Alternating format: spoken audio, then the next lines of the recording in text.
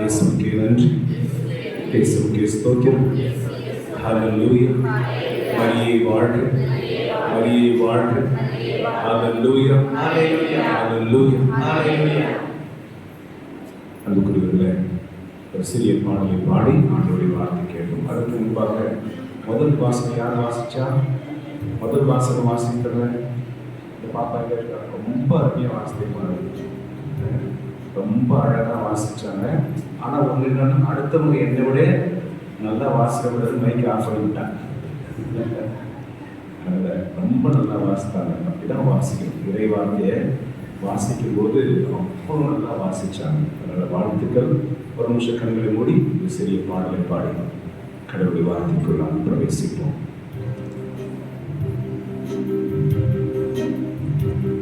உங்க கிருபை இல்லாம வாழ முடியாதையா, உங்க கிருபை இல்லாம வாழ தெரியாதையா, உங்க கிருபை இல்லாம வாழ முடியாதையா, உங்க கிருபை இல்லாம வாழ தெரியாதையா. நான் இருப்பதும் உங்க கிருபைதான், நான் இருப்பதும் உங்க கிருபைதான், நான் இருப்பதும் நிலைப்பதும் உங்க கிருபைதானப்பா, நான் இருப்பதும் நிலைப்பதும் உங்க கிருபைதானப்பா. முடியாதப்பா, வாழ தெரியாதப்பா, முடியாதப்பா, வாழ தெரியாதப்பா, உங்க கிருபை இல்லாம வாழ முடியாதையா, உங்க கிருபை இல்லாம வாழ தெரியாதையா. கரையில கிருபையும் மலையில மகிமையும் தருகின்ற நல்ல நேசரே, கரையில் கிருபையும் மலையில் மகிமையும் தருகின்ற நல்ல நேசரே, தாய் மறந்தாலும் மறப்பதில்லையே, தந்தை வெறுத்தாலும் வெறுப்பதில்லையே, தாய் மறந்தாலும் மறப்பதில்லையே, தந்தை வெறுத்தாலும் வெறுப்பதில்லையே. நன்றி கூறி துதி பாடி மனதார வாழ்த்துவோம். கிருபை இல்லாம வாழ முடியாதையா, உங்க கிருபை இல்லாம வாழ தெரியாதையா. இயேசுவே என் எஜமானரே, நேசரே, என் துணையாளரே, இயேசுவே என் எஜமானரே, நேசரே, என் துணையாளரே. அல்லேலூயா, ஆமென், அல்லேலூயா, அல்லேலூயா, ஆமென், அல்லேலூயா. கைகளை உயர்த்தி அல்லேலூயா, ஆமென், அல்லேலூயா, அல்லேலூயா, ஆமென், அல்லேலூயா. ஆராதனை இயேசு, ஆராதனை, ஆராதனை இயேசு, ஆராதனை, ஆராதனை இயேசு, ஆராதனை, ஆராதனை இயேசு, ஆராதனை, இயேசு ஆராதனை, இயேசு ஆராதனை. ஹல்லேலூயா. சொல்லுங்க ஹல்லேலூயா. எத்தனை பேருக்கு விடுதலை வேணுமோ நீங்க மட்டும் கொஞ்சம் சத்தமா சொல்லி பாருங்க ஹல்லேலூயா. இப்போ மட்டும் சத்தம் இல்லை. எத்தனை பேருக்கு சுகம் வேண்டுமோ அவங்க மட்டும் ஹல்லேலூயா சொல்லுவாங்க. ஹல்லேலூயா. நோயாளிங்க நிறைய பேர் இருக்கிறீங்க. ஹல்லேலூயா. அதாவது ரொம்ப மனசுல இந்த துக்கம் வேதனையோட வந்திருக்கிறோம். கடவுள் எங்க குடும்பத்திற்கு சமாதானம் கொடுக்கணும் அப்படின்னு நினைக்கிற ஒரு ஹல்லேலூயா சொல்லுவாங்க. அதுதான் பிரச்சனை பெருசா. ஹல்லேலூயா. என் அன்புக்குரியவர்களே, இன்றைக்கு எல்லா வாசகங்களும் பூசல் என்ன சொல்லுதுன்னா, நீ மனம் திரும்பினாலும் மனம் திரும்பாவிட்டாலும் கடவுள் தன்னுடைய ஊழியர்களை அனுப்பி உன் குற்றத்தை வெளிப்படுத்தி, மகனே நீ துயரத்திற்கு உள்ளாயிருப்பதற்கு காரணம் உன் பாவம். இதை இசையாஸ் 59ஆம் அதிகாரத்தில் முதல் 2 வசனங்களை நாம் வாசிக்க முடியும். பிள்ளைகளே, உங்கள் மன்றாட்டுகளை கேட்க முடியாத அளவுக்கு, கவனிக்கிறீங்களா? கருப்பு சட்டை கவனிங்க. உங்கள் மன்றாட்டுகளை கேட்க முடியாத அளவுக்கு என் செவிகள் மந்தமாகிவிடவில்லை. உங்களை ஆசீர்வதிக்க முடியாத அளவுக்கு என் கை சோம்பி விடவில்லை. அந்த கை நல்லா தான் இருக்கு, ஆண்டவருடைய செவிகள் நல்லா தான் இருக்கு. ஆண்டவர் சொல்றாரு, நீங்கள் என் திருமுகத்தை பார்க்க முடியாத அளவுக்கு உங்களையும் என்னையும் பிரித்திருப்பது உங்கள் பாவம் என்கிற சுவர். இந்த தேவாலயத்தில் அமர்ந்திருக்கிற ஒருவராக உங்கள் மனசாட்சியை தொட்டு பாருங்கள். நீங்கள் நல்லவர்களாக வாழ்ந்து கொண்டிருக்கிறீர்களா? உண்மையாக நல்லவர்கள் யார் தெரியுமா? நான் நல்லவனா வாழல ஒப்புக்கிறவங்க தான். கெட்டவன் என்ன சொல்றான்? நான் என்னத்தை பெருசா பண்ணிட்டேன், அவங்க பண்ணாததை நான் என்ன பண்ணிட்டேன் அப்படின்ட்டு திமிரா இருப்பான். இன்னைக்கு முதல் வாசகம் எசேக்கியேல் வழியாக ஆண்டவர் சொன்னார், அந்த மக்களுடைய பாவத்தை இடித்துள்ளேன். குடும்பத்தில் சமாதானம் இல்லை, உடம்புல ஆரோக்கியம் இல்லை, வாழ்க்கையில சந்தோஷம் இல்லை, கண்ணீரே வாழ்க்கையாய் போய்விட்டது என்று கடவுள் முன்னாடி வந்து அழுவீங்களே, அந்த கடவுள் என்ன சொல்றாருன்னா, உன் பாவத்திலிருந்து முதலில் விடுதலை இல்லை. அல்லேலூயா. நீ எதை பிடித்துக் கொண்டு எதனுடைய நிழலில் வாழ்ந்து கொண்டிருக்கிறாயோ அதை விட்டு கடவுள் எடுத்துப்பா. நீ யாரிடத்தில் கோபத்தோடு சண்டை போட்டுக்கொண்டு மன்னிக்காமல் பேசாமல் இருக்கிறாய், அத்தனை தீமைகளையும் செய்துவிட்டு கடவுளுடைய ஆலயத்திற்கு வந்தால் கடவுளின் ஜெபத்தை கேட்பார் என்று நம்பாதீர்கள். தனிப்பட்ட பாவம், ரகசிய பாவங்கள், குடிவெறி, விபச்சாரம், திருட்டு, நிலத்தை கொள்ளையடித்தல், மற்றவருடைய பொருளை அபகரித்துக் கொள்ளுதல், மாற்றார் மனைவியை தன் மனைவியாக பயன்படுத்துதல் என்று உங்களுடைய குற்றங்களை நீங்கள் சுமந்து கொண்டு கடவுளிடத்தில் வரும்பொழுது அவர் முதலில் அந்த பாவத்தை தான் பார்ப்பார். ஆகவே அவர் சொல்றார், இறைவாக்கினர்கிட்ட நீ போய் சொல், அவங்க கேட்கிறாங்களோ கேட்கலையோ சொல்லு.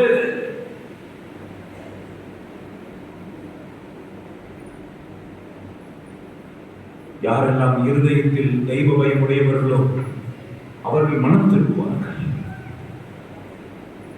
சுகமடைவதற்கும் விடுதலை பெறுவதற்கும் அற்புதங்களை பெறுவதற்கும் கடவுள் கொடுக்கிற ஒரே ஒரு நிபந்தனை, இன்று உன்னை பரிசுத்தப்படுத்திக் கொள், நாளைக்கு நீங்கள் அதிசயத்தை காண்பீர்கள். ஆமென் என்று சொல்வோம். ஆமென். கையை வைத்து சொல்லாமே, இப்படிலாம் பண்ணாலும் நல்ல கையை வைத்துலமே. ஹல்லேலூயா. நான் ஆர்சியமாச்சு கத்தோலிக்க சபை நாங்கள் எப்படி கையை உயர்த்துவோம், அதனால இப்படியே சொல்லுங்க. ஆனா தெருவில் சண்டை போடும்போது அந்த ஸ்பீக்கரே அவசரம் இருக்காது. ஆக முதல் வாசகம் இப்படி சொல்லு. இரண்டாவது வாசகம் இந்த பவுல் என்ன சொல்றாரு? பவுல் தெரியுமா உங்களுக்கு? தெரியுமா பவுல்? உங்க கூட படிச்சாரோ? பைபிள்ல மிக மோசமான ஒரு பாவியாக இருந்து மிகப்பெரிய புனிதராக மாறியவர் தான் பவுல். சவுல் பவுல் கிறிஸ்தவர்களை துன்புறுத்தினார், கொலை செய்தார், தேவாலயங்கள் எல்லாம் இடித்தார்.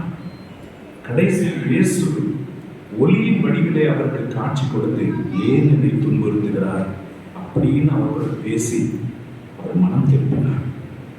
மனம் மாறிய பிற்பாடு பவுல் கிறிஸ்துவுக்காக ஓடி ஓடி ஓடி ஓடி நற்செய்தி அறிவிக்கிறார். சமயம் கிடைத்தாலும் கிடைக்காவிட்டாலும் நற்செய்தி அறிவி. இன்றைக்கு காலையில் நானும் என்னுடைய ஃபாதர் மேத்யூ பேசிக் கொண்டிருக்கிறோம். எங்களுடைய குருக்கள் இறைவாக அறிவிக்கிறாங்களே, எங்களுடைய கடைசி ஒரே ஒரு நிம்மதி என்ன தெரியுமா?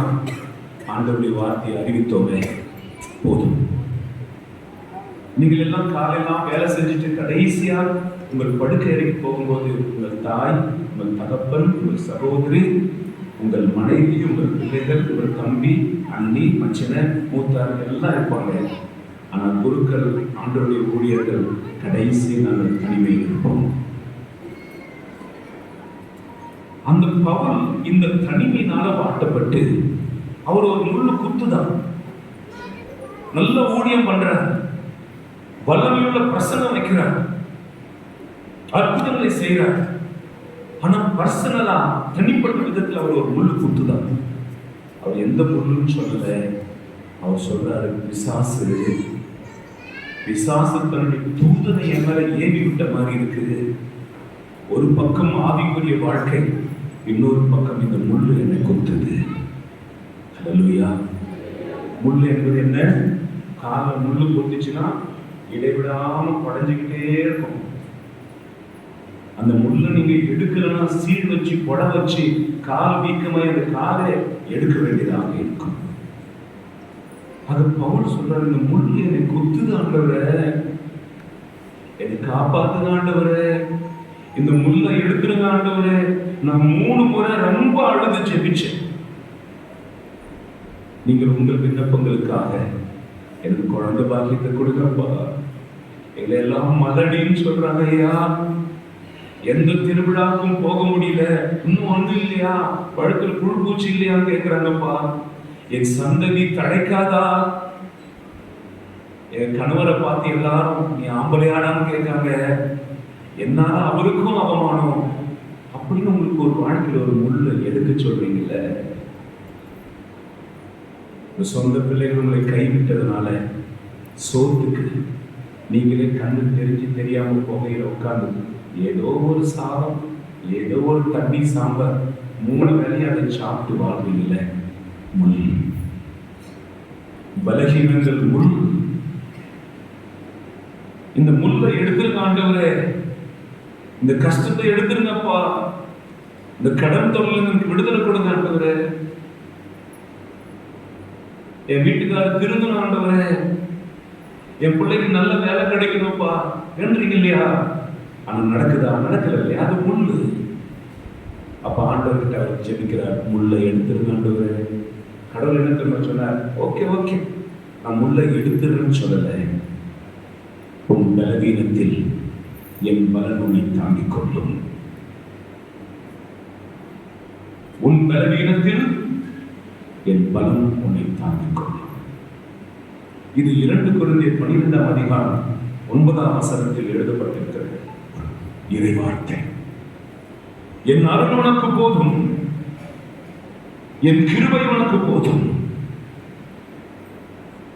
மருத்துவர்கள் ஒருவேளை கருவுரை ஏறாது என்று சொல்லியிருப்பார்கள், அவர்களுக்கு தெரிந்ததை சொல்லியிருக்கிறார்கள். ஆனால் ஆண்டவருடைய வார்த்தை சொல்லுகிறது, என் கிருபை உனக்கு போதும். உன் காலில் வந்திருக்கிற புண் ஆறாமல் 8 மாதம் 10 மாதம் அது தொடர்ந்து புண் ஆறாமல் இருக்கலாம், புண் புறையோடி இருக்கலாம். காலை வெட்டி எடுக்கணும், சுகர்னால புண்ணு ஆறல, சுகர்னால புண்ணு ஆறல, சக்கரை வியாதினால இது மாறல என்று சொல்லிக் கொண்டிருப்பார்கள். அப்படிப்பட்ட சூழ்நிலையில் கடவுள் சொல்கிறார், என் கிருபை உனக்கு போதும்.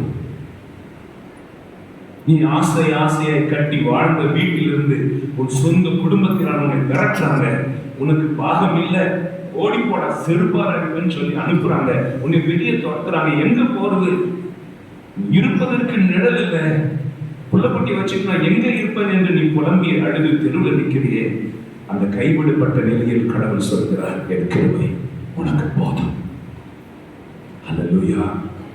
உங்களுக்கு எத்தனை பேர் நான் அனாதையை போல இருக்கிறேன், எல்லாரும் இருக்கிற மாதிரி இருக்கு, ஆனா யாருமே இல்லாத அனாதையை போல வாழ்கிறேன்.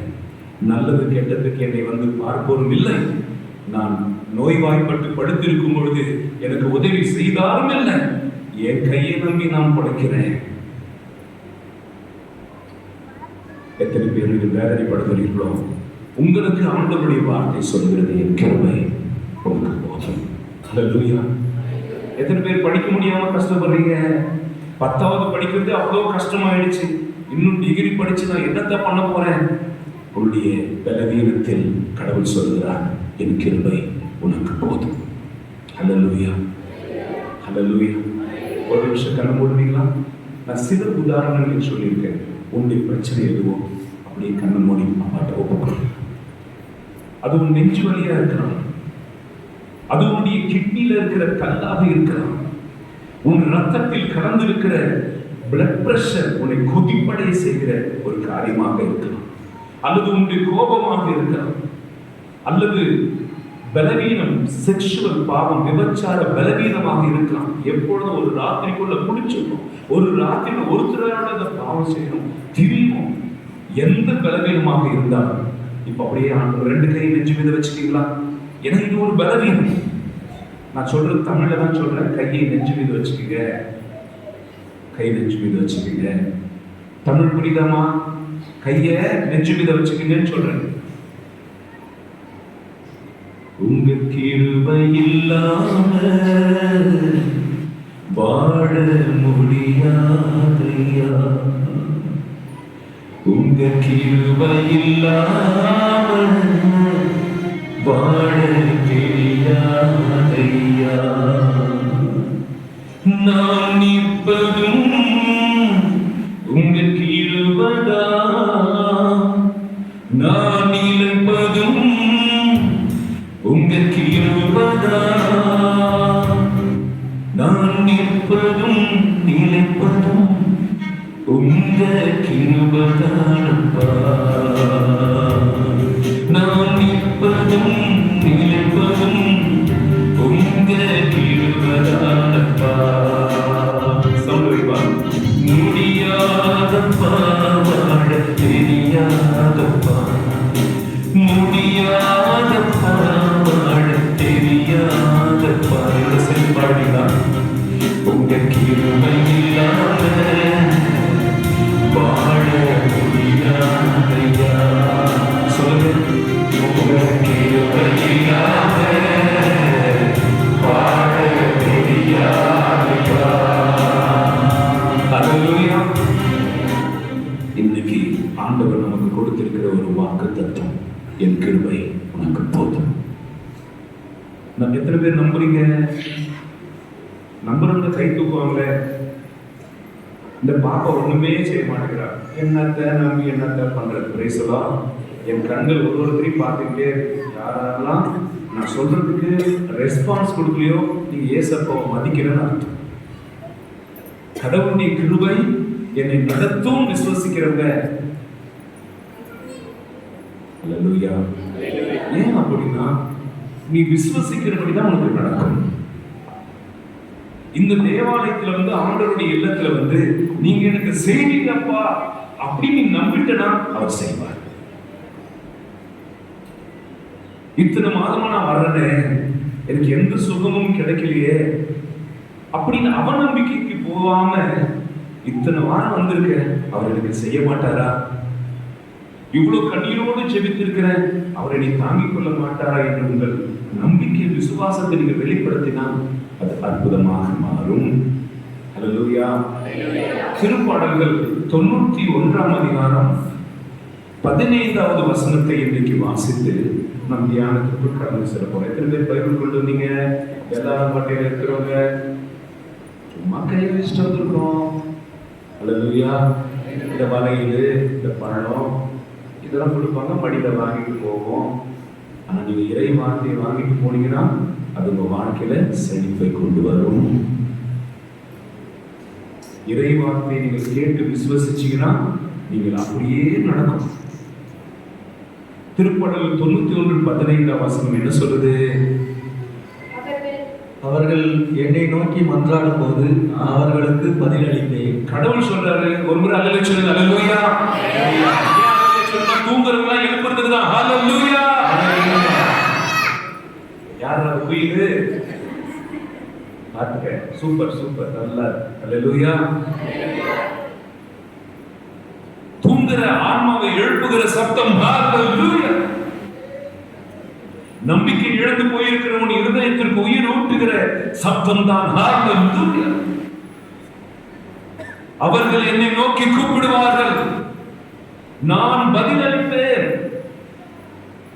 உன் குரலுக்கு MP, MLA, உங்கள் பஞ்சாயத்து தலைவர், ஊர் தலைவர் அல்லது உங்கள் பங்கு குருவே செவி சாய்க்காமல் போனாலும் பைபிள் திருப்பாடல்கள் 91:15 சொல்கிறது, அவர்கள் என்னை நோக்கி கூப்பிடுவார்கள், நான் பதில் அளிப்பேன். அல்லேலூயா. யார் சொல்ற இந்த வார்த்தையை? சொல்லுங்களேம்மா. ஏசப்பா சொல்றாரு.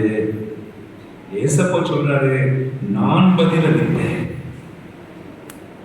நீ எந்த ஜெபம் ஜெபித்தாலும் அவர் பதில் அளிப்பார். நீ கேட்ட ஜெபம் இன்னும் நிறைவேறவில்லை என்றால் காலம் வரவில்லை என்று அர்த்தமே தவிர கடவுள் செயலாற்றவில்லை என்று அர்த்தம் அல்ல. அவர் தகுந்த காலத்தில், ஏற்ற காலத்தில், செய்ய வேண்டிய நேரத்தில் அவற்றை செய்து முடிப்பார். ஆமென். சொல்லுங்களேன். ஆமென். ஆமென் என்று அர்த்தம். ஆமா, சரியான நேரத்தில் அவர் செஞ்சு கொடுப்பார். அதை நீங்கள் விசுவசிக்கிற பொழுது எவ்வளவு விடுதலை கிடைக்கும் தெரியுமா?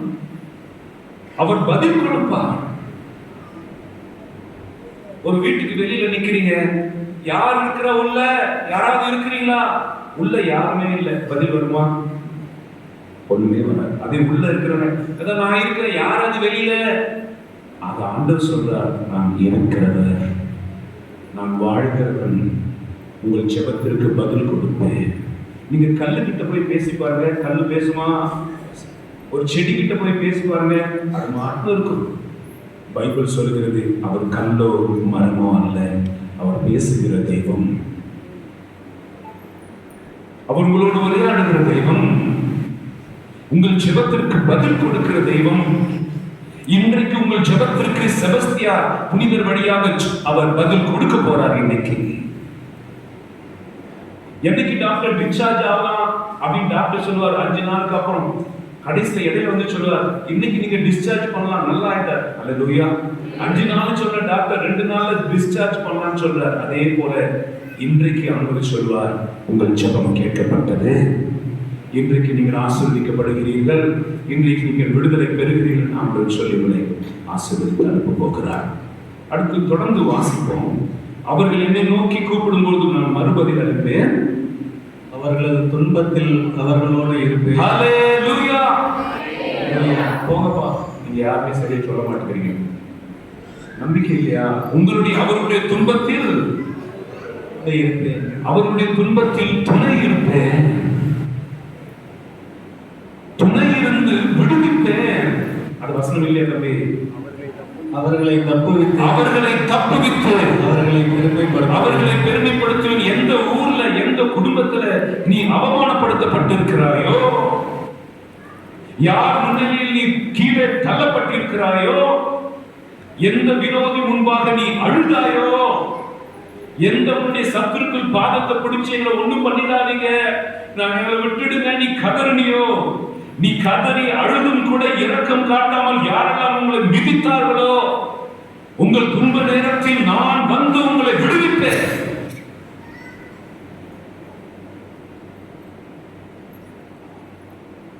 உங்கள் உடம்பில் எத்தனை நாட்கள் வியாதியினுடைய உருவத்தில் பிசாசுகள் உங்களை அலைக்கழித்துக் கொண்டிருக்கின்றனவோ, அந்த வியாதியை கொண்டு வந்த பிசாசை விரட்டி உங்களை விடுவிப்பேன்.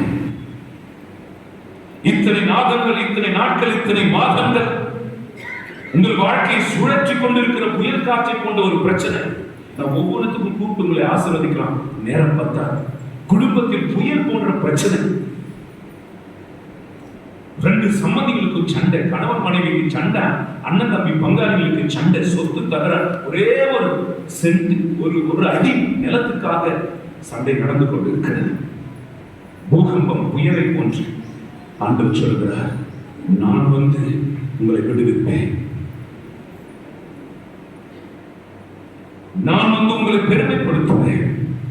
ஹல்லேலூயா.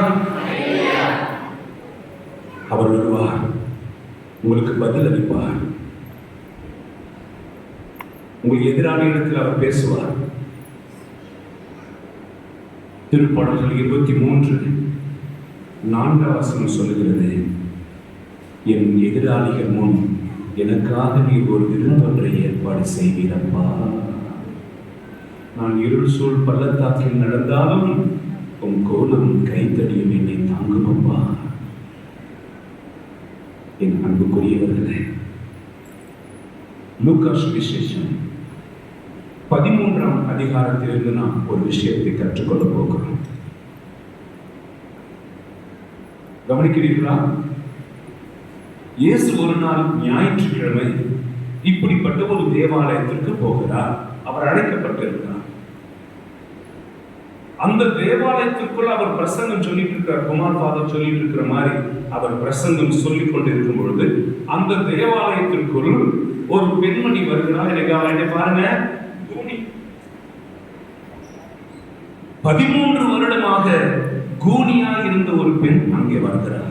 ஜபத்துக்கு வாரார். 13 வருஷமும் அவர் கோயிலுக்கு வந்துட்டு தான் இருக்கார். நீங்களும் 13 வாரம், 7 வாரம், 5 வாரம், 3 வாரம், 1 வாரம், 3 மாதங்கள் என்று ஜெபத்திற்கு வந்து கொண்டு தான் இருக்கிறீர்கள். பாடிக்கொண்டு தான் இருக்கிறீர்கள். செய்தி மியூசிக் வாசித்துக் கொண்டு தான் இருக்கிறீர்கள். சில பேர் ஆராதனை நடத்தி கொண்டிருக்கிறீர்கள். கோயிலுக்கு காணிக்கை கொடுப்பீர்கள். கோயிலை பராமரிக்கிறவர்கள் நீங்கள் தான். பங்கினுடைய முக்கியமான பொறுப்பில் இருக்கிறவர்கள் நீங்கள் தான். கடவுளை சார்ந்தவர்களாக இருந்தாலும் உங்களில் சில பிரச்சனைகள் இருக்கிறது அல்லவா? இருக்கா இல்லையா? இருக்கா இல்லையா? இருக்காது தலையாட்ட. சில பேர் தூணை பார்த்துட்டு நல்லா தூண சாஞ்சி உட்காந்துட்டாங்க. சொல்லு ஃபாதர், நீ சொல்லி முடிகிற வரைக்கும் நான் நல்லா சாஞ்சிக்கிறேன். ஏன்னா நிமிர்ந்து உட்கார்றது கூட எனக்கு சக்தி இல்லை, நிக்கிறதுக்கு சக்தி இல்லை, வேலை செய்ய முடியல, சோர்ந்து போயிருக்கிறேன், தளர்ந்து போயிருக்கிறேன், கைகள் எல்லாம் சோர்ந்து போச்சு, மனசு சோர்ந்து போச்சு, நம்பிக்கை இழந்துட்டேன், கடவுளும் என்னை கைவிட்டு விட்டாரோ, நான் நம்பின தெய்வமும் என்னை கைவிட்டு விட்டதோ. எத்தனை பேர் அப்படி கஷ்டப்படுகிறீர்களோ? இந்த பெண்மணி 13 வருடமாக கோயிலுக்கு வரவ ஒரு விசுவாசி,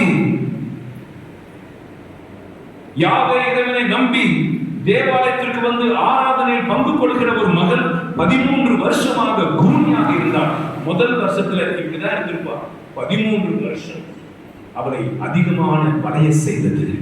உங்கள் துன்பங்கள் தொடர்ந்து உங்களை அடித்து அடித்து அழைத்து வளைய செய்திருக்கிறது. நீங்கள் நிமிர்ந்து நிற்க முடியாமல் போனீர்கள். எதற்கென்றால் நீங்கள் செய்த ஏதோ ஒரு தவறு வெளி உலகத்துக்கு தெரிஞ்சு போச்சு. கடனை திருப்பி கொடுக்க முடியாதனால நீ சோறு திங்கிற, வேற என்ன திங்கிற, ரோஷன் இல்லையா? எப்படி நீங்களாம் மானத்தோட வாழ்றீங்க, நாங்களாம் அந்த நாக்கப்படி சாவம் அப்படி சொன்ன வார்த்தையினால கோடி கோடிக்கு போயிருக்கிறீங்களா? ஆசை ஆசையை வளர்த்த மகள் எவ்வளவு சொல்லியும் காதலித்தவனோட தான் நான் வாழ்வேன்னு சொல்லி ஊரை விட்டு ஓடி போனாளா? அதனால இப்படிப்பட்ட பொண்ணை வளர்த்து வச்சிருக்கேன், இப்படிப்பட்ட பையனை வளர்த்து வச்சிருக்கிறேன் அம்மா அப்பாவை திட்டதுனால தலையெடுத்து நடக்க முடியாமல் தலைக்கு விழுந்திருக்கிறீர்களோ? பிள்ளை செல்வங்கள் இல்லாமல் திருமணமாகி இத்தனை நாட்கள் ஆகி கூட என் வயிறு காலியாவே இருக்கிறது என்று உடைந்து போய் வந்திருக்கிறீர்களோ? அல்லேலூயா. இந்த 13 வருடமும் அந்த பெண் இப்படித்தான் புலம்பிக் கொண்டு வந்தார். கடைசி இது என் தலையெழுத்து, நான் இப்படித்தான் இருக்க போகிறேன், இப்படித்தான் மறிப்பேன், இது என் தலையெழுத்து என்று உங்களில் யாராவது முடிவெடுத்து விட்டீர்களா? அந்த பெண்ணை போல அது வருவா, ஜபத்துல இருப்பா, பாட்டு பாடுவா, போயிடுவா, வருவா, ஆராதனை பாடல் பாடுவா, செய்தியை கேட்பா, போயிடுவா. ஆனா அன்னைக்கு அப்படி அல்ல. அன்னைக்கு இயேசு அங்கே இருந்தார். அன்னைக்கு இயேசு அந்த தேவாலயத்தில் இருந்தார். அல்லேலூயா சொல்லுங்க, அல்லேலூயா. இன்னைக்கு உங்கள் நடுவில் இயேசு இருக்கிறார். நம்புகிறீர்களா? நான் இந்த பிரசங்கத்தை சொல்லிக் கொண்டிருக்கும் பொழுதே இயேசு உங்கள் நடுவில் நடந்து கொண்டிருக்கிறார். நம்புங்கள், நான் பொய் சொல்லவில்லை. ஒவ்வொருடைய முகத்தையும் இருதயத்தையும் ஆண்டவர் வாசித்துக் கொண்டிருக்கிறார். உடைந்து போனவர்களை, அழுகிறவர்களை, நம்பிக்கை இழந்து போனவர்களை, கடவுளே இல்லை என்று சொல்லி துக்கத்தோடு வந்திருக்கிறவர்களை இயேசு பார்த்து கொண்டிருக்கிறார். அந்த கூனியை இயேசுடைய கண்கள் பார்த்தது. இன்னைக்கு இந்த தேவாலயத்தில் இயேசுடைய கண்கள் உன்னை பார்க்கிறது, உன்னை பார்க்கிறது, உன் நிலையை அறிகிறது. அல்லேலூயா. நீ எந்த பிரச்சனையோடு வந்திருக்கிறாயோ, நீ சொல்லாமலே அவர் உன்னை பற்றி அறிந்திருக்கிறார். நான் இந்த பிரசங்கத்தை சொல்லும் போது சில பேர் அழுகிறீர்கள். உங்கள் கண்ணீரை ஆண்டவர் பார்க்கிறார். சில பேர் ஆண்கள் ஆம்பளையா பிறந்துட்டனே, இல்லைன்னா கத்தி அழுதிருப்பேனே என்று மானத்தை உள்ளே மறைத்துக் கொண்டு வேதனை அடைந்து கொண்டிருக்கிறீர்கள். உன்னை கடவுள் பார்க்கிறார். கோனியை பார்த்தான். மகளே இந்த வான் கூப்பிட்டான். அல்லேலூயா. அவளை கூப்பிட்டு அவன் மேல கையை வச்சார். நல்லா கவனிங்க. அவள் மேல் கையை வைத்து ஜெபிக்க, ஆசீர்வதிக்க அவன் கோனி நிமிர்ந்தா. 13 வருடமாக வளைந்து போன எலும்பு நிமிர்ந்தது. 13 வருடமாக வலியோடு இருந்த அவருடைய வாழ்க்கை இப்பொழுது மகிழ்ச்சியால் நிமிர்ந்தா. 13 வருஷம் கழிச்சு விடுதலை. தம்பி, இந்த பாட்டு தெரியுமா? இயேசுவே எனக்கென்று யாருமே இல்லை.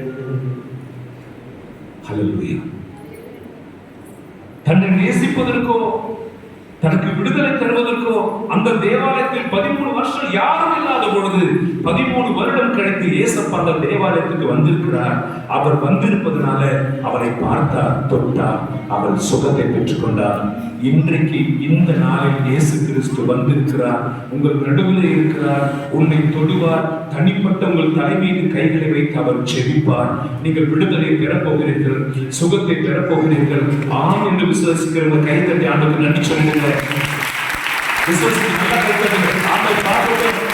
ஆண்டவர் இயேசு பார்க்கட்டும். உங்களை தொடரட்டும். ஆண்டவர் உங்களை தொடரட்டும்.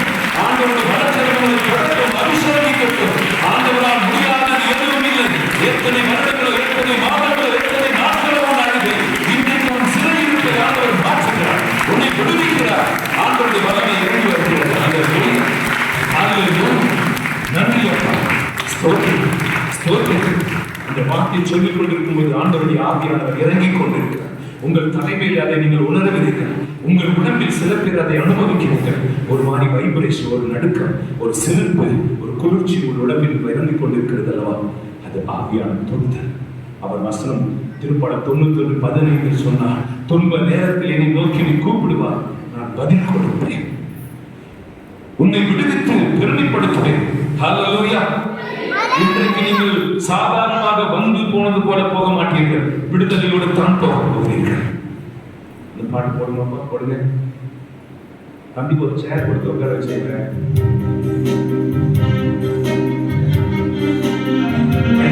சின்னதை தட்டுங்க.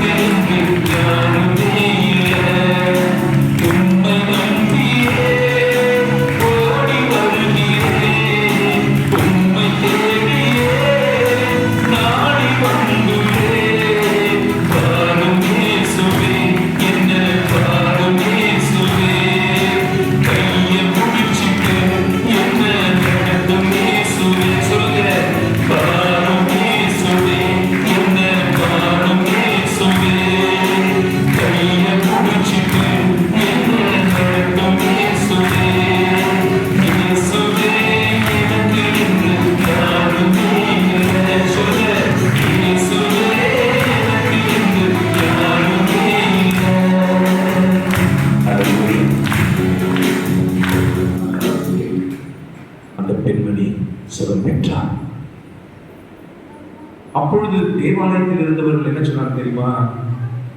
ஓய்வு நாளில் குணப்படுத்துவது முறையா? 16வது வாசிப்பீங்களா? லூக்கா 13ஆம் அதிகாரம் 16வது வசனத்தில் அங்கே இருந்தவர்கள் சொன்னார்கள், ஓய்வு நாள் குணப்படுத்துவது முறையா? ஹலோ, இயேசு என்ன சொன்னார்? வாசிப்போமா? 16ஆம் அதிகாரம் 16 வசனம். பாருங்கள், ஆபிரகாமின் மகளாகிய இவள் 18 ஆண்டுகளாக சாத்தான் கட்டி வைத்திருந்தார். இந்த ஆபிரகாமின் மகளை 18 வருடமாக பிசாசு கட்டி வைத்திருந்தான். 18 வருடமாக அவளை கட்டி வைத்திருந்தது பிசாசு. அது நோயின் உருவத்தில் அவளை கட்டி வைத்திருந்தது. உங்களை எத்தனை வருடமாக கட்டி வைத்திருக்கிறார் பிசாசு?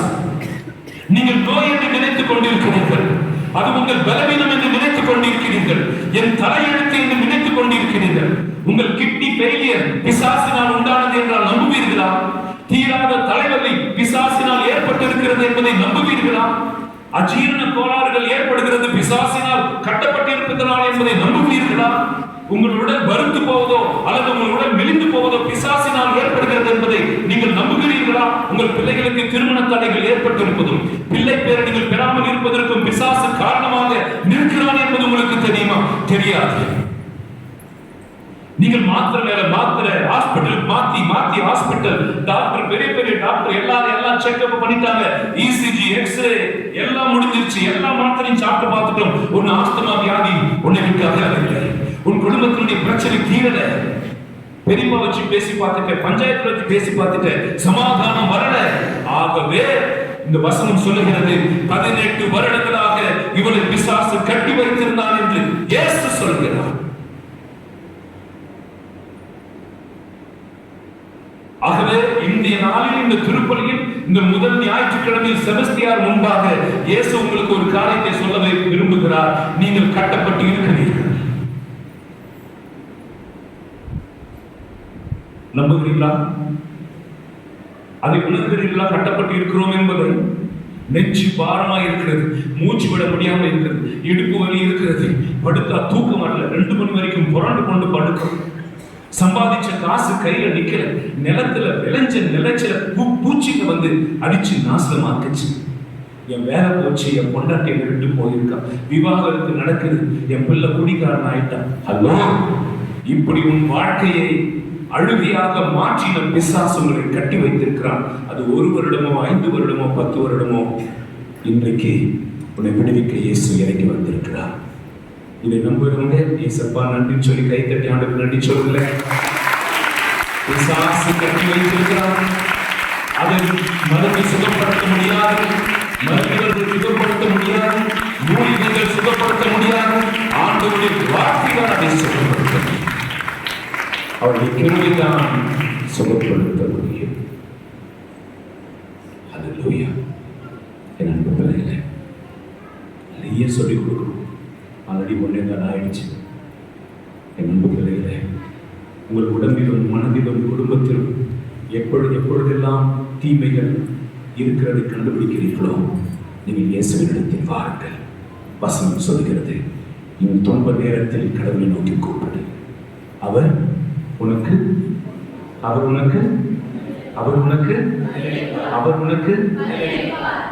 எல்லாம் சொன்னாதான் சந்தோஷமா இருக்கு. அவர் உனக்கு பதில் எப்படி அளிப்பாராம்? உன்னை விடுவித்து செயலில் காட்டுவார், உன்னை பெருமைப்படுத்துவார். அனைவரும் இடத்தில் இருப்போம்.